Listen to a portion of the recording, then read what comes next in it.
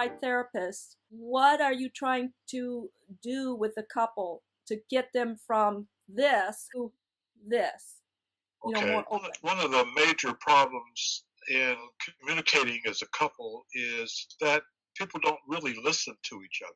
So my goal was to support you and Melva to really hear each other and pay attention without interrupting, without saying it, no, it didn't go that way or whatever, but just to listen to each other with curiosity and with a real desire to want to understand. So that was my primary objective. So in doing that, I had to force each of you to be attentive to each other and really listen to what the other was saying.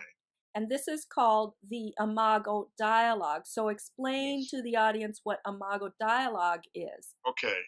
So the Imago Dialogue is that two people sit facing each other. One person agrees to go first as the speaker. The other is the listener. And so as the speaker shares their thoughts and their ideas with their partner, in order to be sure that they've been heard, the person who's been listening mirrors back or repeats back to the speaker what they heard them say. And then they check that out to make sure that it is accurate and correct. And so the speaker continues to share their thoughts, their ideas, and so on until they feel that they have communicated everything they want to share. And then at that point, the person who's been listening will summarize what they heard their partner say, and then they move to a validation, which is, I heard what you said. Mm-hmm. It makes sense to me looking at it from your perspective. So in other words, the speakers or the listeners stepping out of themselves to really listen and pay attention to what the partner has said in a way that makes sense to them looking at it from their perspective. And then once they've done that and the speaker feels that they have been validated in what they were trying to communicate, the next step is called empathy, which is, I imagine that when this particular thing happens that you may feel on an emotional level. I'm not talking about what you think, but how you feel. You may feel angry or hurt or sad or upset or whatever those things may be, and you check that out with the speaker to make sure those are accurate and ask if there are any other feelings that they might have. For the first time, we find that couples really hear the story because the therapist keeps the dialogue safe.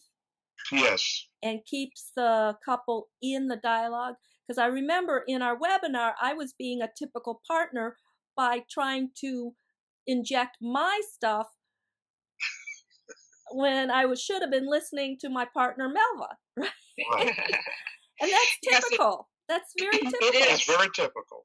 And that's the other part of the essence of Imago, what you just mentioned, Janette, about the safety, to do what Jesse just described. That structured process does create safety because when you're flooded with a lot of emotion, there is no logic available.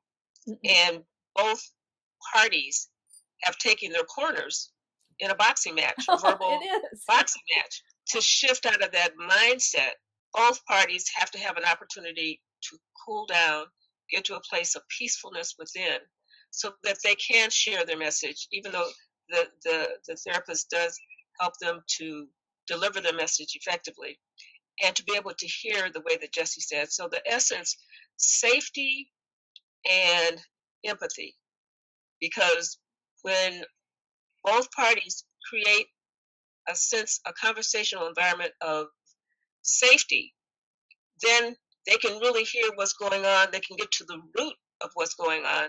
Then they can do something about it. And they can do something about it in a way that both parties win. It's a win-win. It's no longer a power struggle, me against you. That's when couples arrive at the destination of we. Yes. And we love that. So that muscle, that emotional muscle of empathy, it keeps building and building and building while they're making more deposits into their relationship bank.